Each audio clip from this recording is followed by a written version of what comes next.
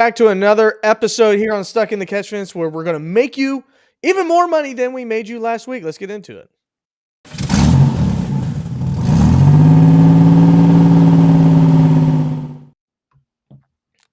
What's going on, everyone? My name is Ryan Peters with Travis Butt, Joe Spillman with a sexy background. We made you money last week. We told you, both Joe and Travis. I just stood here. Joe and Travis told you to pick Kyle Larson, even though he had the best odds. There's a reason for that. Vegas liked him. These guys that support him liked him, if you can't tell.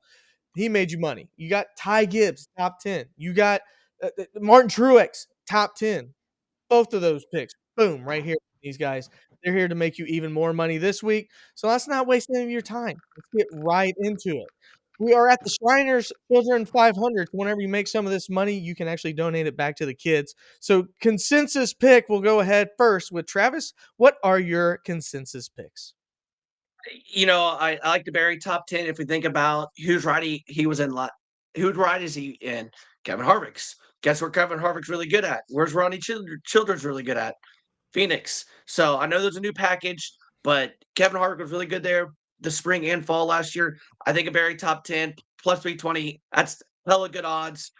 I would definitely take that. Chevy to win. They've won the first three races. I think they continue that. I think they are going to continue that with the wins. I think you look at Hendrick or any of the other Chevy.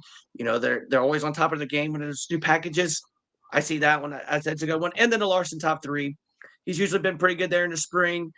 Last year in the spring, he led a lot of laps, but fell off towards the end. But I think Larson top three is a nice easy bet for you as well. The next, we got the gas and go. What does that mean? It's kind of a long shot. You put some gas in it here. You're not going to get tires. You just pray that they don't fall apart here on this pick. You're going to throw some cash at it and pray to God it ends up hitting because the odds are long. Why are we going with Carson Hostafar, Joe? Well, Ryan, Carson Hostafar is going to have a big day. It's his first year running in the top tier. He's an incredible race car driver. He's got to get over his attitude, over his mindset a little bit, I think, at times. But he's going to have a big day. And I think at plus 2,500 odds, Carson Hostafar is a guy that could win a race. I don't think it's too much of a long shot for him to finish in the top five. And if he does at plus 2,500, you're going to make some good money. And the last pick, this is the money stop. This has got to be the pit crew. They get you in, they get you out, and they get you into victory lane. Minus 110 for Ryan Blaney. This is the guy that all of us believe easily at minus 110. Ryan Blaney for a top five is right there. The money is for the taking. It's not horrible odds at minus 110. You probably like the other type of things when it comes to making more and more money. But if you just want to make money, which is the name of the game, we're going to go with Ryan Blaney in the top five. Travis, what are you looking at on what you're going to spend this week? What unit wise are you throwing down? When it comes to these picks, how are you spreading it out? Definitely the census picks. I'm probably putting like $25 a piece on them. Maybe the Larson one, I'll put a little bit more on there. That's probably a unit for me. For the long shot, probably a good $5, $10. $10 on the horse of our bet will maybe $250. And on the Ryan Blaney bet, that is a put the mortgage payment on it. Like you put the house on it, the deed, you put your car on it. That I am hammering that. Your That is the marriage. money stop. I'm putting everything on it. I'll put my wife on it. I'll put anything in the world on that thing. I'll put my golf set on that, and I wouldn't give that thing up for anything. Oh, snap. Okay, now The he's question- actually being serious, The guys. question is, would you put a new package on it? Package it all. I would give up Pepsi. I'm putting Pepsi on the line for this thing. Okay. Pepsi Now on he's the line. embellishing. Crazy.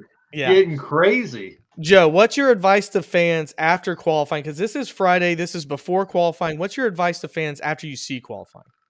Well, I mean, really, you get a good gauge at the speeds of cars during qualifying, right?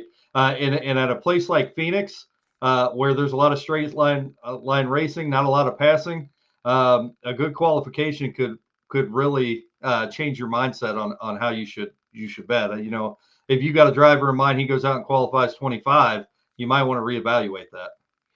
Yeah, and like a guy like Carson Hocevar, at plus 2,500, he ends up qualifying in the top 10. It's better to take that right now Right. than what you'll see if you end up able to watch practice and able to watch qualifying. Maybe a guy slips a little bit, and you end up waiting a little bit more. Josh Berry may have top 10 speed. He hits it wrong in qualifying, and you end up getting better odds that way too. So just some things to keep in mind on top of that as well. But we're here to make you guys some money. 5 minutes and out. That's as much as it takes. We're just gassing and going when it comes to the broadcast. So for Ryan Peters, Travis Butt, Joe Spillman, go make that money. We'll be with you next time here on Stuck in the Catchment.